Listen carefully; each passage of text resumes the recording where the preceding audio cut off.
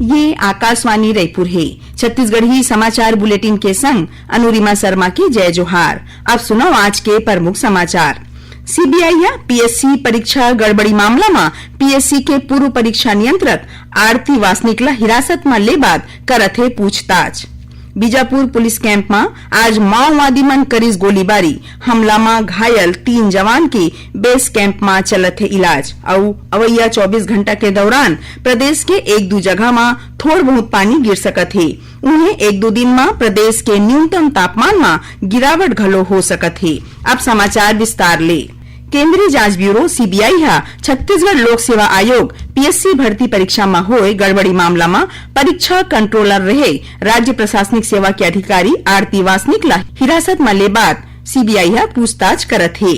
यहाँ बता दन कि पीएससी परीक्षा गड़बड़ी मामला में होए एफआईआर में आरती वासनिक के नाम घलो रहीस। 2 दिन पहले सीबीआई टीम हा आरती वासनिक के राजनांदगांव स्थित घर में छापा मारे रहीस, जेकर बाद सीबीआई हा ओखर ले सल्लक पूछताछ करत है। एखर आगू पाछू कुछ दिन पहले सीबीआई हा पीएससी के पूर्व चेयरमैन टामन सिंह सोनवानी ला गिरफ्तार करे रहीस। मुख्यमंत्री विष्णुदेव साय हा आज नवा रायपुर स्थित रावतपुरा सरकार इंस्टीट्यूट ऑफ मेडिकल साइंसेज के नवा बिल्डिंग के लोकार्पण करीन। ए दौरान मुख्यमंत्री हा मेडिकल कॉलेज के कई ठीन विभाग और अत्याधुनिक क्लासरूम ला देखीन और वहाँ मौजूद सुविधा के जायजा लीन। मुख्यमंत्री हा 650 ठीन दसना वाले अस्पताल के स्वास्थ्य सुविधा बारे में घलो जानबा लीन। ए दौरान ओमन हॉस्पिटल में नवा CT scan, MRI unit, dialysis unit और इमरजेंसी चिकित्सा यूनिट के शुभारंभ करीन। एकर बाद मुख्यमंत्री हा व्हाइट कोट सेरेमनी में शामिल हुईन, जिहा ओमन एमबीबीएस में एडमिशन ले नवा पढ़िया लइका मन ला मेडिकल प्रोटोकॉल के शपथ देवईन। सेरेमनी में बोलत मुख्यमंत्री हा कहिन कि चिकित्सा क्षेत्र हा जवान लइका मन बर एक ठिन सुघ्घर कैरियर होए के संगे संग लोगन मन के सेवा करे के बने मौका घलो देथे। मुख्यमंत्री विष्णुदेव साय काली रायपुर के इंदिरा गांधी कृषि विश्वविद्यालय परिसर के कृषक सभागार में राखे गए छत्तीसगढ़ सर्व आदिवासी समाज के नवनिर्वाचित प्रबंध कारिणी समिति के शपथ ग्रहण समारोह में शामिल हुईन। ए मौका में मुख्यमंत्री हा कहिन कि जनजाति समाज के विकास बर हमर सरकार प्रतिबद्ध है और एकर विकास बर सल्लक काम करत है। प्रधानमंत्री नरेंद्र मोदी हा धरती आबा जनजाति ग्राम उत्कर्ष अभियान के शुरुआत करीन है, जेकर फायदा 5 करोड़ जनजाति मन ला मिलही, जेमा छत्तीसगढ़ के कई ठीन गांव शामिल है। उप मुख्यमंत्री अरुण साव हा काली मुंगेली जिला के खुड़िया में 290 करोड़ रुपया ले ज्यादा लागत के मल्टी विलेज जल प्रदाय योजना के वाटर ट्रीटमेंट प्लांट पर भूमि पूजन और शिलान्यास करीन। जल जीवन मिशन के खुड़िया मल्टी विलेज योजना ले मुंगेली जिला के तीनों विकास खंड के 206 गाँव मन ला साफ और सुरक्षित पिए के लायक पानी दे जाही। उन्हें उप मुख्यमंत्री हा इही जिला के नौरंगपुर में नवा विद्युत सब स्टेशन के लोकार्पण घलो करीन। स्मार्ट इंडिया हैकाथॉन के 7वां संस्करण अवैया 11 दिसंबर के देश भर के 51 ठीन केंद्र मन में संग्रह शुरू होही। केंद्रीय शिक्षा मंत्री धर्मेंद्र प्रधान हा एक कार्यक्रम के वर्चुअली उद्घाटन करही। छत्तीसगढ़ में दुर्ग स्थित भिलाई इंस्टीट्यूट ऑफ टेक्नोलॉजी हा स्मार्ट इंडिया हैकाथॉन के मेजबानी करही। ए कार्यक्रम में 13 ठीन राज्य ले 28 जीन प्रशिक्षक मन के मार्गदर्शन में 186 जीन प्रतिभागी शामिल हुई, जेमा 83 जीन नारी परानी रही। उन्हें देश भर के 31 ठीन टीम भाग लेही। छत्तीसगढ़ में 4 ठीन जगह में स्मार्ट इंडिया हैकाथॉन होही, जेमा भिलाई, बिलासपुर, रायपुर और दुर्ग शामिल है। मुख्यमंत्री विष्णुदेव साय हा भूतपूर्व सैनिक और शहीद मन के परिवार मन के कल्याण बर सशस्त्र सेना झंडा दिवस निधि में अपन योगदान दे हैं। ए बेरा में मुख्यमंत्री हा प्रदेशवासी मन ला घलो सशस्त्र सेना झंडा दिवस निधि में अपन योगदान दे के अपील करे हैं। मुख्यमंत्री ने काली सैनिक कल्याण बोर्ड के संचालक ब्रिगेडियर विवेक शर्मा हा उनकर घर के ऑफिस में भेंट करीन और वो मन ला लेपन पिन लगा के सशस्त्र सेना झंडा दिवस के शुभकामना दीन। ब्रिगेडियर विवेक शर्मा हा मुख्यमंत्री ला बताइन कि सशस्त्र सेना झंडा दिवस निधि ले 27 ठन कल्याणकारी योजना के संचालन करे जात है। छत्तीसगढ़ी समाचार बुलेटिन आप मन आकाशवाणी रायपुर ले सुनत हव। सामाजिक कार्यक्रम आप अपन मोबाइल में घलो सुन सकत हो। आकाशवाणी समाचार फेसबुक, ट्विटर और यूट्यूब में घलो हावय। हमार फेसबुक पेज हरे Chhattisgarh news on AIR, Twitter handle CGAIR news और हमार यूट्यूब चैनल हरे छत्तीसगढ़ AIR न्यूज। तो अब रेडियो के संगे संग आपके मोबाइल के माध्यम ले हम आप तक पहुँचत हैं।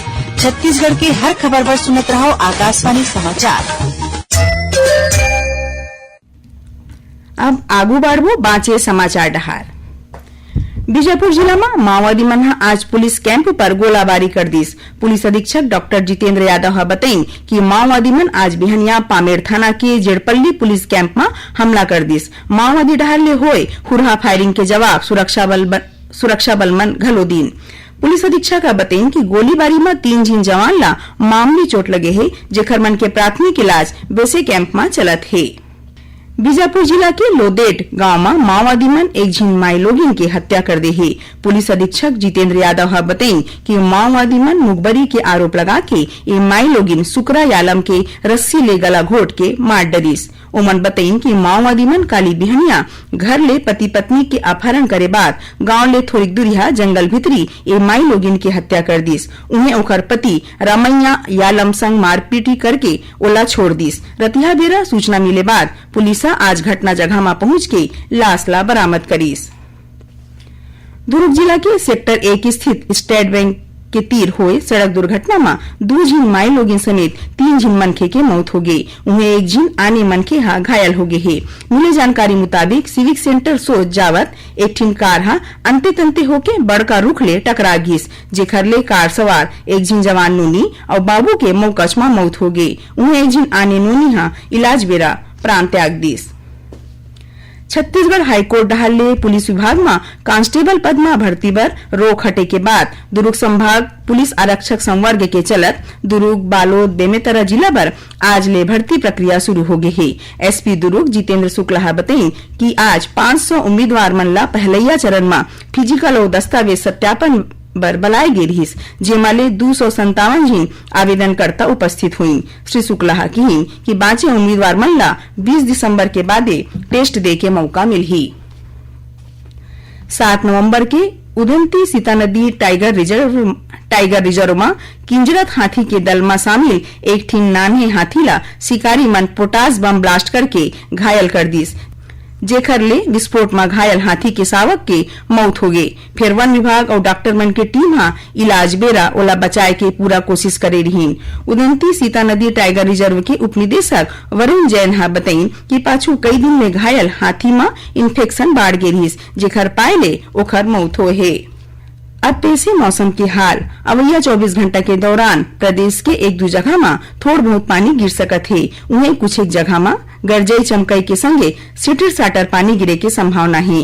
रायपुर स्थित मौसम विज्ञान केंद्र के विज्ञानी HV चंद्रा आकाशवाणी समाचार ला बताई कि एक ठिन पश्चिमी विक्षोभ और ऊपरी हवा में चक्रीय चक्रवाती घेरा द्रोणिका के रूप में हवे, जेखर प्रभाव ले बंगाल के खाड़ी ले नमी आवत है। एकरे सेती 1-2 दिन में प्रदेश के न्यूनतम तापमान में गिरावट हो सकत है।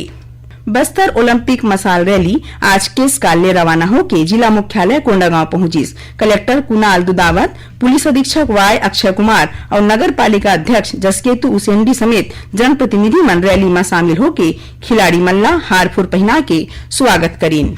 आखिर में प्रमुख समाचार एक घाव फेर। सीबीआई पीएससी परीक्षा गड़बड़ी मामला में पीएससी के पूर्व परीक्षा नियंत्रक आरती वासनिक ला हिरासत में ले बात करत है पूछताछ। बीजापुर पुलिस कैंप में आज माओवादी मन करीस गोलीबारी, हमला में घायल 3 जवान के बेस कैंप में चलत है इलाज। और अवैया 24 घंटे के दौरान प्रदेश के 1-2 जगह में थोड़ बहुत पानी गिर सकत है। उन्हें 1-2 दिन में प्रदेश के न्यूनतम तापमान में गिरावट घलो हो सकत है। एकरे संग छत्तीसगढ़ी समाचार बुलेटिन इहे सिरावत है। जय जोहार।